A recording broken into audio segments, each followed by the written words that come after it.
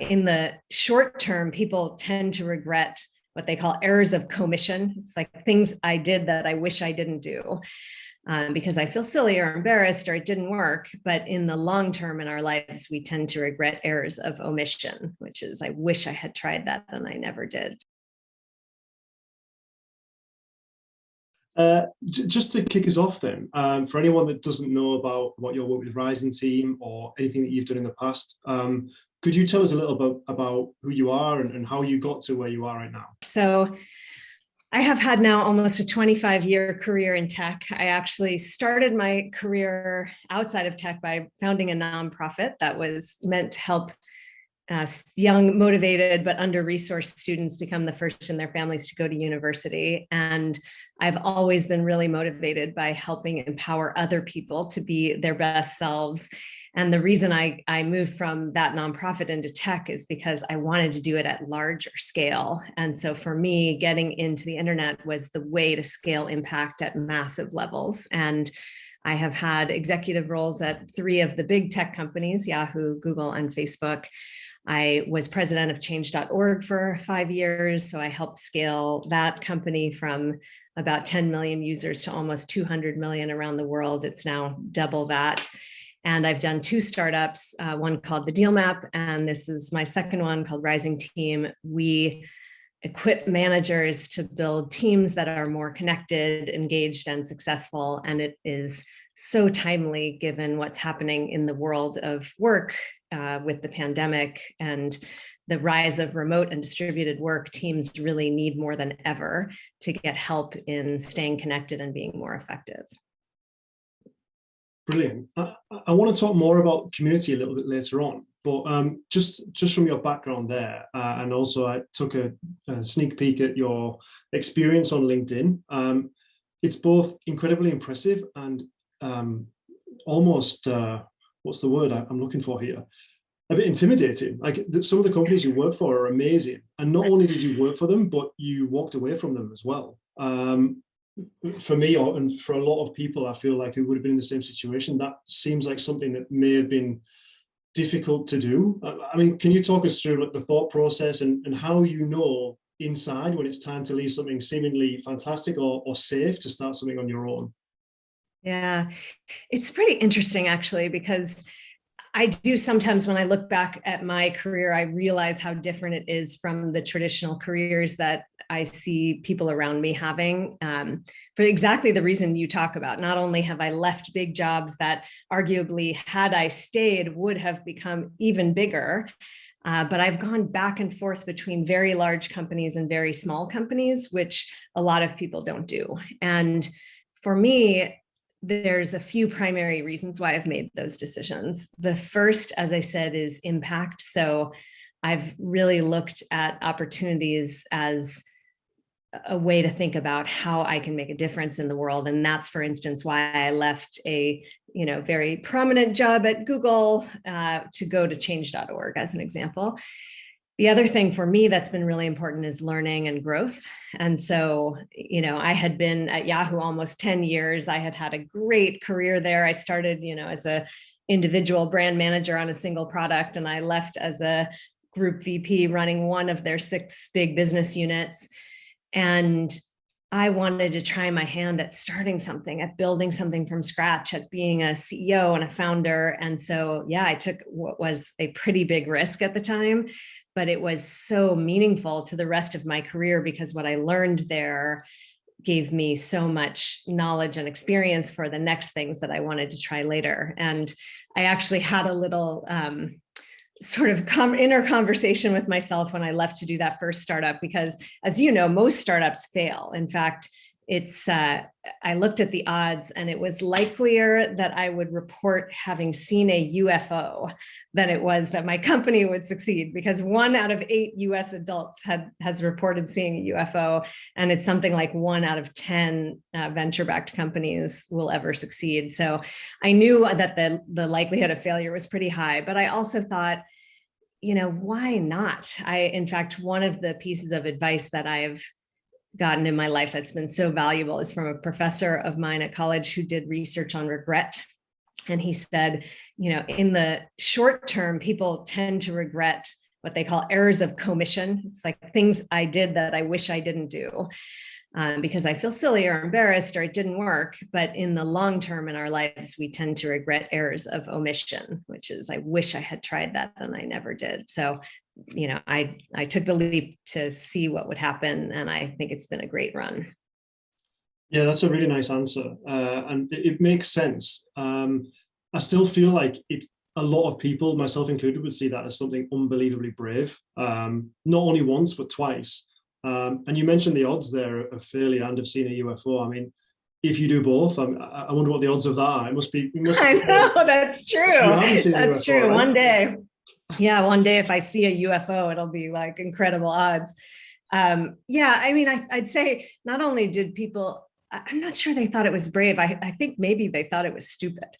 Like even in my career at Yahoo, I was, I had started my career on the marketing side, and I was an SVP essentially of marketing. I ran marketing for 2/3 of the company, and I decided that I really wanted to be a general manager. And so I applied for a job doing that.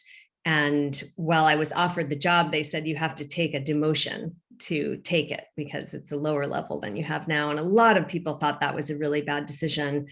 But for me, it was a decision that put the whole rest of my career on a different track that I couldn't have done otherwise. So sometimes these decisions look silly on the outside, but actually make a lot of sense. Just delving a little bit further into your background as well. I noticed that you were on a rowing team at university, a fairly successful one as well. Do you still do that? And if you don't, what's your competitive outlet outside of work? Yeah, it's true. I was a coxswain on the rowing team in both high school and college. And I actually credit that experience to for most of the leadership skills that I have, because it's actually just such great experience of how do you get a team of people to work together and to push themselves harder than they think they can go. And the little lessons like, you have to give feedback to people in real time in front of everyone else. You have to understand each unique individual and how to motivate them. You have to earn their respect, because I was, in the boat, but I wasn't rowing. So all of these lessons have come with me throughout my career. I don't cox crew anymore, but the one thing that I do love to do, there's a workout program here. I don't know if they have it where you live, but it's called Orange Theory. And it's basically like a boot camp style workout where you wear a heart rate monitor that shows the different color zones that your heart rate can get into, and you get different, sort of points. And so it's sort of self competition. You are in a group, so you can see how you're doing versus other people, but I mainly do it to kind of compete with myself. And that is one of my favorite activities still to this day. Well, that sounds amazing. I've seen that for spinning, but I've never seen it in like a boot camp setting. It's they do. Actually, they do treadmill, rowing, and weights. So I do get a little bit of rowing in there in those workouts. Nice. Just moving on to a little bit of your later work. I know you authored a book around the subject of purpose and how that relates to business. What is it that gets you out of bed in the morning? What's your purpose for doing what you do? Yeah, for me, my purpose has always been about how do I empower other people to be their best selves? And as I said, it started in my life in education, but I really believe that there are two major levers where you can have an impact on people's lifetime trajectories. One is school and the other is work. And so I've been building products to empower other people, whether it be, through information at Yahoo and Google, through community at Facebook, through, amplifying people's voices at change.org. And now at Rising Team, we're all about helping people in the workforce feel deeply understood, supported, and able to reach their goals. The purpose piece is really important, though, because the way that I think about life as an entrepreneur and as a leader and really as a human being is, I often say it's kind of like climbing a mountain. And, some days are super sunny and I brought a picnic lunch and I can see the top, and other days are just really cloudy and there's a huge storm coming and it feels really daunting. And so for me, the purpose is the thing at the top of the mountain that wants, that makes me want to keep going, whether it's sunny or cloudy. And I've also found that it helps a lot to be climbing with other people that you respect and trust and want to keep climbing with. And so it's sort of, the purpose can lift us all up together, even when times are really difficult. In that sense, then, to you, would purpose be would it be kind of smaller goals or larger goals that you may not achieve? Yeah, so I break it down in this way. The vision is the way, the world as you want to see it. So I have, for instance, at Rising Team, as I mentioned, our vision is a world in which every single person in the workplace feels understood and can reach their goals and so forth. The mission is how you do it. So, we say we equip managers to lead more successful, engaged, and connected teams. The purpose is the why.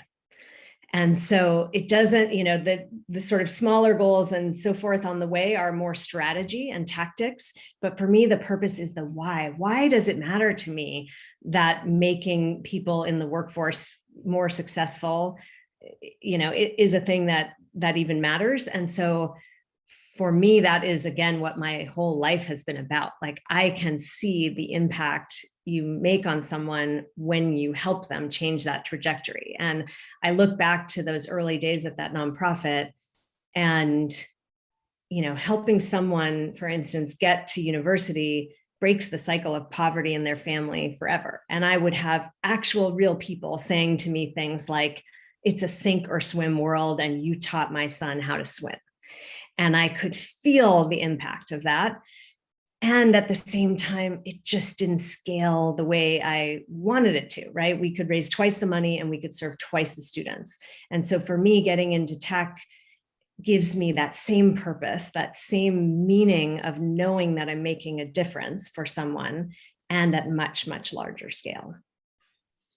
Yeah, I love it. And the work that you're doing now with Rising Team, I mean, that kind of feeds into that same thing exactly, right? And a lot of that is based around, like, correct me if I'm wrong, like intra-company culture and building that that meaning within teams as well there. And I mean, I just wanted to move on to that whole community side of things, because from where I sit, the work that you did and were responsible for at Facebook particularly has shaped the way all of us consider communities now. Not to put too fine a point on it there, but I really do believe that. What kind of advice would you give to someone who's either starting from scratch or is struggling to build a community, either within their own workplace or on a new venture, perhaps? Yeah. So when I was first starting to think about community, which is way before I worked at Facebook, I actually learned some really important lessons from Katerina Fake, who's one of the co-founders of Flickr. They had built this thriving community at Flickr, which is a photo sharing site, but was really a community site. And she said to me, building a community is like hosting a party. You have to actually nurture people. When they come, you have to introduce them to other people. You have to take their coat. You have to start conversations. You have to make it feel like a welcoming place. And you also have to take care of conflict when it arises, right? If a fight breaks out in your party, you want to do something about it right away. And if you do nurture people and embrace what we call your first followers, that's what makes community really thrive. It's funny, people have two questions when they join community. One is, are they like me? And the second is, will they like me? And so what you're trying to do when people, when you start a community and you get your first people joining, is help them answer those two questions, right? You're making the introductions, you're getting the conversation going, and you're doing what I call embracing your followers, right? It's the same as starting a movement. Those people who come in those early days, if they feel active and engaged, they then welcome others, and it's a virtuous cycle. So for instance, at Facebook, we found that communities that could get to 50 people in their first week would be much more likely to be actively engaged, because it meant that something was working early on. And those first set of people would then help make the community vibrant from there forward. That's interesting. I mean, when people talk about building businesses and they think about first hires, they might look at sales or marketing are kind of the sexy ones that people, and also very important functions that people need to fill. Would you put community in that kind of priority list, a community manager first, or would you keep that as kind of a founder role? I think it depends on what your business is. And, businesses are using community in all kinds of different ways now. Sometimes they do use it as a marketing tool. They'll sort of seed a community and try to get people interested in their product. Other times they will have it be part of the product itself. So joining the product makes you part of a community. What I'd say is that if you want community to be a core part of what you do, you absolutely need a community manager for it. You can't assume that it will just work on its own. And the other thing that I think is important, that we've done at Rising Team is you start by making your actual team feel like community. So in addition to kind of the welcoming aspect and embracing people, one other major driver of community is tradition. So it's the reason why physical communities have, secret handshakes and so forth. And so we do that at work as well. We don't have a secret handshake, but we do have things like themed all team meetings and, acronyms and emojis that are custom to us that we use in Slack. And as part of the product we're building, we're giving those tools to other teams so that they can make their own teams feel more like community. And then should we decide to make a big community as part of Rising Team, we would use those same techniques. Right, understand. When you say you'd give everyone, or you'd give people their own emoji, is that like an individual thing or a team thing? A team. So at Rising Team, our primary product is called the Leader Kit. And we each month have a different theme, and we help you run this transformative team building session. At the end of every session, there is a bonus item that unlocks. And in most of those bonus items, there are custom animated emojis you can use with your team that carry forward the language that you've learned in the session. Sometimes we add other things too, like a soundboard or Zoom backgrounds and other things. Again, what we're trying to do is help people create those traditions and create the shared language to keep the skills moving forward. Yeah, and it keeps every month interesting, right? Because everyone's got that mini goal that it's kind of meaningless, but also meaningful as well, right? If you win the emoji. That's right. Yeah. Jen, obviously, I know that you have done a lot of things in the past, and by tradition, then your own tradition, you're now very busy in the present, and you also lecture, right, at Stanford School of Management. Yes, that's Sorry, right. School of Business, I should say. You're a lecturer in management at Stanford School of Business. What sort of differences do you see in the people that are coming through as managers and leaders now that perhaps you might have worked for in the past? So if you've worked for a particular style of management or leader as you were coming through, what do you see as the differences in people now that are learning about that skill? Yeah, it's fascinating because everything we know about the world of work has changed essentially in the past 2 years only. I mean, work has been evolving for decades and probably permanently, but in the past 2 years, everything has turned upside down. So we went from a world where almost everybody worked in person to a 4 to 5 times increase in remote and distributed work, where almost every company will have at least some portion of their workforce remote. We also went from a world in which lots of inappropriate things might have been happening in the workplace to where those things are getting called out and becoming front and center, and to a world where employees have dramatically higher expectations of their employers. So as you know, we're in the middle of the Great Resignation. Nearly half of all people are planning to leave their jobs in the next 3 to 6 months. And so it's just incumbent upon leaders of companies, managers of teams, to understand what drives and motivates each of their employees and help provide those things for them. And there's a recent McKinsey study that I think captures this so well. They made a chart that says, here's what employees want, and here's what employers think employees want. And they're quite different. The things that employees really want at work are to feel valued by their organization and their manager. They want to feel a sense of belonging. They want trust and care with their teammates. and they want to feel like they have opportunities for growth. And so these are some of the reasons why what we're building at Rising Team end up being so much more important than even we might have thought a few years ago. And this is the kind of thing that I teach at Stanford now too. You know, we teach all sorts of traditional frameworks like how do you make good decisions and how do you think about hiring great people and coaching them and so forth. But you know, now we also really think about how to lead in today's environment. And one of the things we do is a lot of practice. Like we actually role play a lot of these situations with people to help them understand how to actually do that. So, I mean, without giving away too much of the course content, but obviously that's what Rising Team is geared at completely, right? Is to deal with that issue.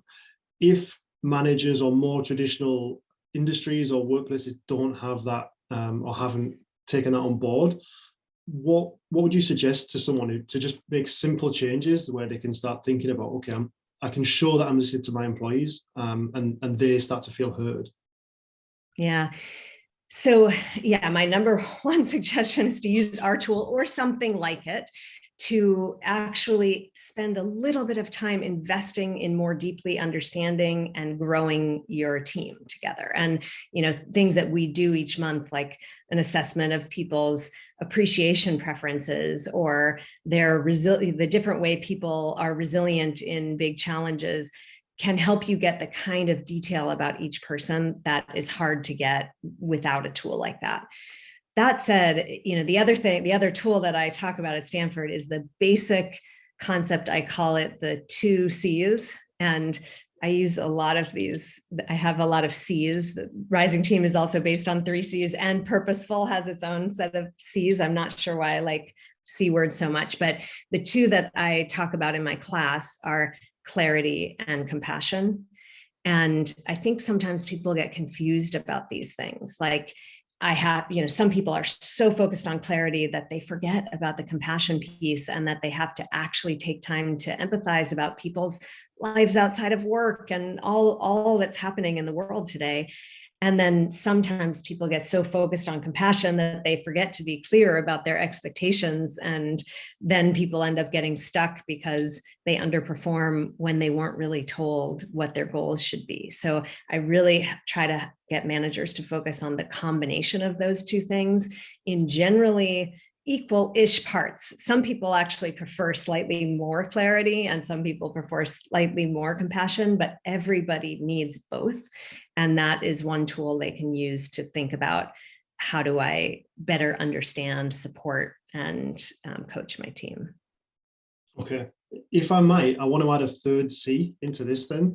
I want to talk about challenges. I want to find out what's something particularly challenging that you've overcome on the journey to where you are, either personally or professionally. It's completely up to you, but I'd like to know like what that challenge was and how you overcame it.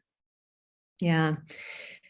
I mean, an immeasurable number of challenges on the path, right? This is the thing about careers like this, is that they are not a straight line. There are so many bumps along the way, both professionally and personally. And maybe I'll share one on each side to give you a sense of it. On the professional side, I've had so many, but one of the largest ones was when we went through a change of our business model at change.org. So when I first arrived there, we had an advertising-based business model, and I was responsible for helping that grow. And one of the things we did is hire a lot more salespeople and client services. And that business did grow successfully for a number of years. And then it became quite clear that we wouldn't be able to grow it further. We basically ended up competing with Facebook and Google in an advertising marketplace that we just couldn't compete. And so we had to shift the business model away from advertising and towards subscriptions. It's now a membership and a promoted user pay product. And as part of that, it meant we had to let go of the entire sales team and client services team we had hired.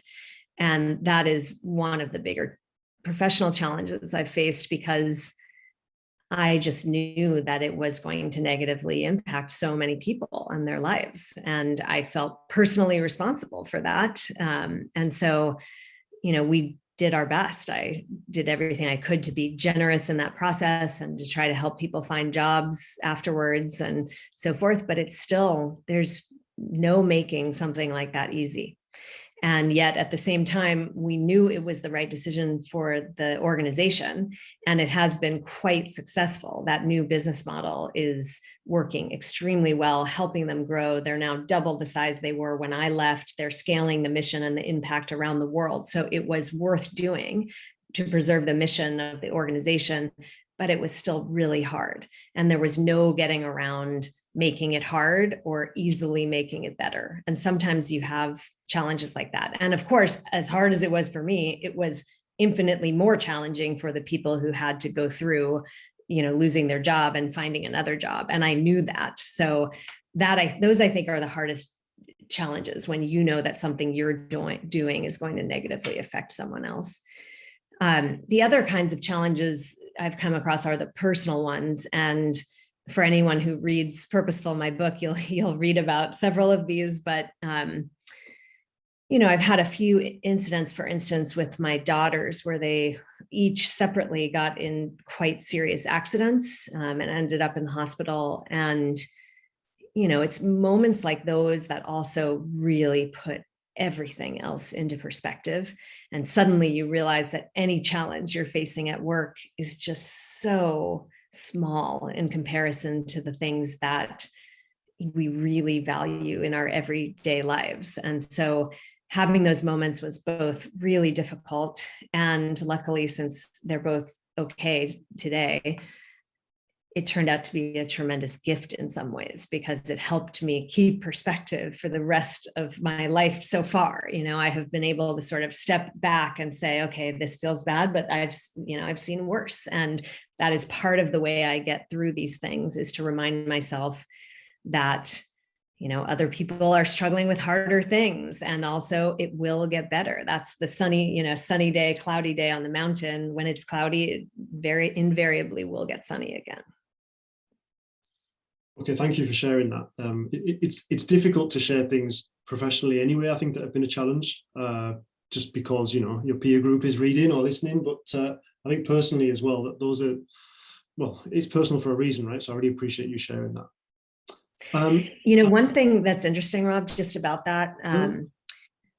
This is the other thing that happens in the workplace that I think people underestimate. So I was, maybe now almost 10 years ago, I was giving a talk, and I was talking about how our work and our lives have become inextricably intertwined. And that is, of course, way more true in the pandemic than it was before. But I had this idea that I would make the point by asking the audience some questions and having them stand up if something applied to them. And my first question was, stand up if you've ever received serious medical news about yourself or someone close to you while at work.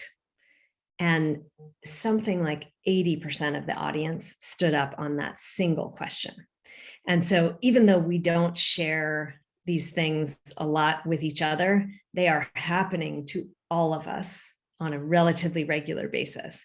And there was this moment where everybody looked at each other and just had that realization that we are all underneath, experiencing so many of the same things. And that's where the compassion piece comes in. It's like, if we just understand that it's not only us who has hard moments, it's everyone around us, we can be better leaders as well. Yeah, I've got nothing else to add to that. I totally agree. I mean, just on, you mentioned your daughters. From a kind of a mum perspective, and also if you wanted to look at it from an outside sort of mentorship perspective, would you recommend taking the path that you've taken in business? Would you say, go and start things, go and do things, leave big companies, or set things up, or would you say go and take the job and just stay in the career? What would you recommend? I try not to give direct advice like that, because I find that it is often not either not effective or not welcomed with my own children, at least. And honestly, what I want them to do is just find things that they love. And, this is the ikigai concept. You've heard of this, right? The Japanese concept of like things I love, things I'm good at, things the world needs, things I can get paid for. If you can find the middle of that, you are in the absolute sweet spot. And I love the career I have had. And at the same time, I feel like Rising Team may be the first thing that puts me right in the middle of that. Like if you ask me what my favorite days at work were, I would always say it was a day where we were doing team building and we were getting everybody aligned and helping people feel connected. And now I get to do that work every day. And so I try to encourage people to find the things that really do light them up and find ways to spend more time doing those things, because they'll be happier and more successful if they do that. Just on your day-to-day, is there anything that you find yourself listening to a lot in terms of a podcast or audiobooks, or do you read a lot? Is there anything that you kind of can't live without? Yeah, I mean, I do read a lot and I listen, although I will say the things I listen to, I actually tend to read more of the news and newsletters and so forth than I listen to. The things I listen to tend to be more fun. So like my favorite podcast is Wait, Wait, Don't Tell Me, which is the news trivia game. But I read lots and lots of newsletters. I read Axios, I read Stratechery, I read Lenny Rachitsky's community letter. So there's lots of really great content out there about our industry, about the things that we're trying to build, about examples of what other people are doing that I find really motivating and inspiring.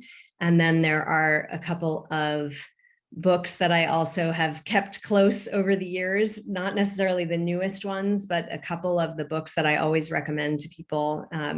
One is a book called Gung Ho, which is, it's old, it's probably from the 90s. And it is the story, it's a Native American folktale about lessons we can learn as leaders from animals. It sounds so unlikely, but it's really, really interesting. It's basically, there are 3 sections and they each talk about something that's really important in leadership, like the spirit of the squirrel. And, why do squirrels spend all this time collecting acorns? Because they know the purpose of it is to get them through the winter. So they have this very clear purpose, which drives their motivation and so forth. It's a really great book. And the other one that I love is The Alliance, which is Reid Hoffman's book, which basically talks about, it's so relevant, again, especially around the Great Resignation. It talks about the fact that we can't assume that people on our teams or at our companies will be forever loyal to our companies anymore. We have to, if we want something from them, we have to be able to give them something in return. And it talks about the concept of seeing people's time with us as tours of duty, where we ask them to do something specific and help them gain something out of it, and then have that complete and think about it a next tour of duty. I think it's a really interesting concept. You've mentioned that a couple of times, and it's something that I see all the time on LinkedIn, the Great Resignation. Is it something that you guys are finding at Rising Team? Are you... our team is so small still and so relatively new that we haven't had any, knock on wood, we haven't had anybody leave yet. For Great Resignation like reasons. Sometimes you hire people, in startups, you hire them again for a tour of duty. And sometimes those tours of duty complete. But I wouldn't be so naive as to think it couldn't happen to us, because it can happen to anyone. And if it's nearly half of all people, it must be nearly half of our people too. And so this is why we spend so much time really trying to understand what each person cares about and how we can help them be, feel fulfilled and happy and engaged at work. Yeah, sorry, that wasn't on the list. I just thought I'd ask. No, I mean, you're welcome to ask. It's a good question. I do think about it. I think about it all the time. If they say 1 in 10 people is going, you look around at 10 people and you're like, yeah, who's which one? do this? Right? That guy. Yeah, exactly. Okay, I mean, I think we've almost covered everything, but I do want to ask, what's next for you as the leader of Rising Team, and what's next for the business? Yeah, so first, our goal is to try to have more teams benefit from the product. And so we're really thinking about how do we make this great for any type of team that's using it. And we have, we have everyone from very large companies like Rite Aid and Intuit, all the way to nonprofits like the San Diego Food Bank and, an education and leadership nonprofit in Australia. So there's a really wide range of people, but we do want to make sure that it works well for the variety of use cases that people need. So things like, right now people are using it in their individual teams, leader plus up to 10 people. We also want to think about how could you use it in an offsite with 50 or 100 people? Could we do breakout groups? Could we do roll up data that gives people that broader team or company view? So that's one angle we're thinking about. And the other is just, does it need to be adapted as we go into different industries? So for instance, the folks who are using it in Australia are saying they'd really like school leaders to be able to use it too. Does it work exactly as we've built it, or would it need to be adapted as we think about other industries where the same needs are happening? And how do we adapt the tool to, the unique needs of that category? So those are some of the things we're thinking about. But right now, we're just so excited to see people getting value from it, and that feels really meaningful. Are you looking? I mean, you mentioned Australia. I guess obviously the US is one of your biggest markets, but are you looking overseas in places like the UK, the Middle East as well, Europe, or? Yes, we would love to have it be global. I really do believe that this need is certainly exists all around the world. We have teams already in several places outside the US, including some parts of Asia and Europe. And so, yes, our goal would be to expand. And I know from my experience at change.org, where we made, a really global product, that at some point it required us putting teams in those places, translating into other languages. So right now we're only in English. That will be something that we have to do as we expand. And any particular industry that you're looking at? For right now, we started primarily with tech companies because they were the first to really adopt a fully remote or hybrid structure. And so they are some of the companies that are most in need of a product like this, where the teams are just feeling pulled apart and disconnected. But as I said, it's been pretty interesting to see the inbound interest to us. That's been from, we've had, inbound interest from everyone from tech companies to hospitals, schools, city and county offices. Like, it is just quite clear that the need people have to help their teams feel valued, connected, and effective extends across a lot of industries. Okay. That's been fantastic. Thanks so much for taking the time for talking to us today. I really, really, really appreciate it. Well, thanks so much for having me, Rob. Thank you.